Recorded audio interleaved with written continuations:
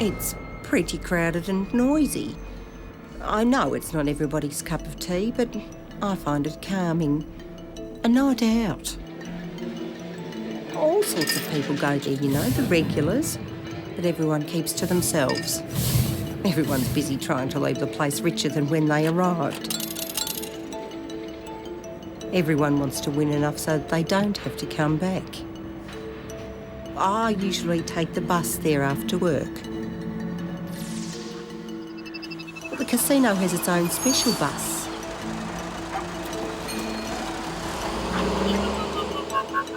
When I get there, they give me a free glass of house white and a bowl of those nutty things that look like little dog biscuits. Then I plonk myself in front of my favourite machine and start playing.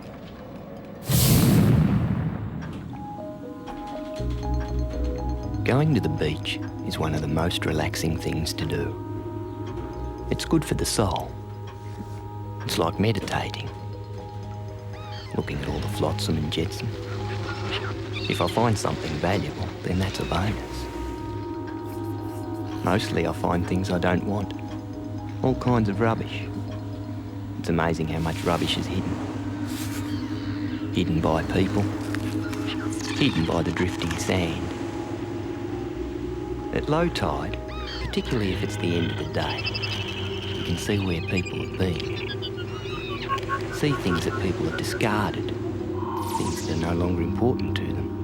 On a really good day, I would find $20 or $30 in coins. It makes me feel pretty good.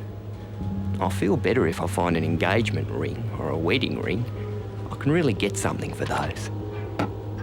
I know that they are sentimental things, but if you wear expensive jewellery to the beach, then you insure it. If you insure it, then you're prepared to lose it. Well, once I've settled in and focused my eyes on the screen, I become quite relaxed. I suppose it's hypnotic. I find myself dropping in coins automatically as I begin to think about other things. It feels like when I've driven across town.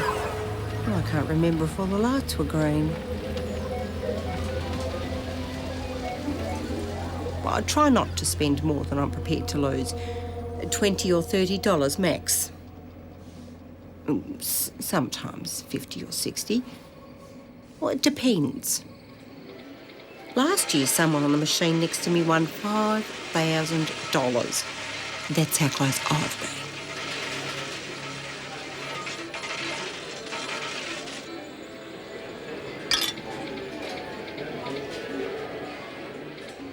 The day I found $30,000 in an old kettle was the day before I quit my job. Why stay in an office when I can be down at the beach and getting paid for it? Anyway, no one made a claim for the cash, so I kept it. Why do people stash things at the beach? Deliberately bury valuables? I can't answer that, but I hope people keep doing it. I've found a few more kettles since, but all empty. Not a cent. I had just won $100 the day I met this bloke who looked like he'd lost the lot. He looked all pale and sick and uneasy. He just stepped out of the Midas room and wandered around the pokey place trying to sell this kind of strange-looking watch. I'd never seen anything like it. Anyway, no one was interested because it looked a bit sus, trying to flog it on the spot. When he showed it to me, I told him it looked way too expensive. I mean, I liked it. But it seemed to be sad to be giving up something personal really cheaply. Anyway, I had won a bit of money that day, and I don't know, maybe I felt sorry for him. So I offered him $50 for it. I couldn't believe it when he took it.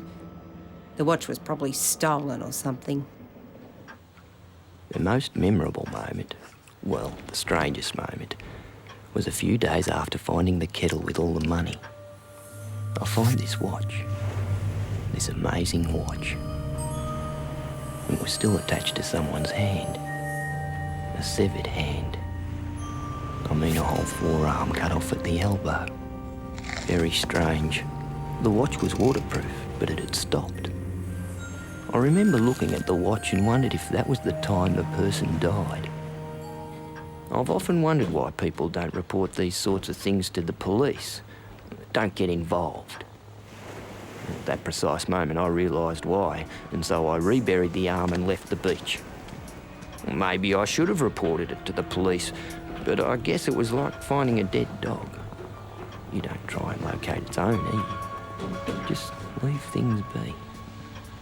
4 hours later, while I lose $100, this joker wins 30,000 plus. That's 8,000 an hour. Oh, no, it's not. It's 7,000. Oh, a bit more. Whatever.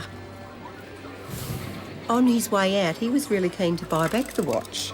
I thought there must be something pretty special about this.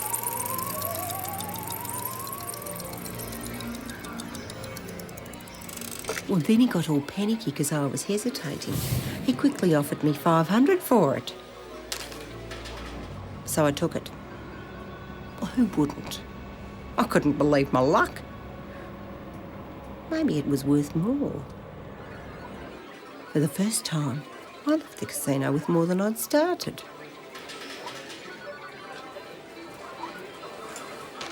Then he left in a hurry and I never saw him again.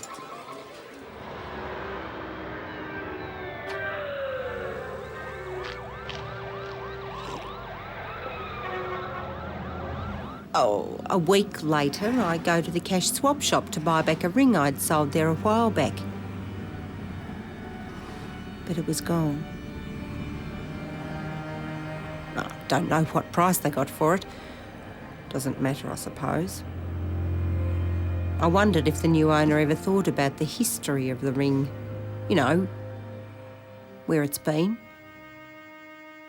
Who might have owned it. Why it was pawned in the first place. You don't get that sort of information on a price tag. Well, as I was leaving, I saw that strange watch in the shop window. It only had $60 on it. Well, who knows what had happened. Maybe he didn't need it anymore. Maybe he lost the lot again.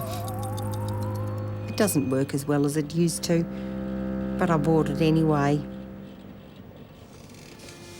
I feel attracted to it, like it's a lucky charm or something. Though I haven't been back to the casino to find out. The watch was a gem, a one-off. But I knew I had to get rid of it. Seeing the watch on the kitchen table gave me the creeps. I had nightmares about the watch. And the arm. I felt nervous. It didn't seem right to hold on to the watch. So the next day I'm down at the cash swap shop and getting a good price. I didn't care. I just wanted to get rid of it. I'm sure it must have been some sort of unlucky charm. It's stupid, I know. I go to a different beach these days.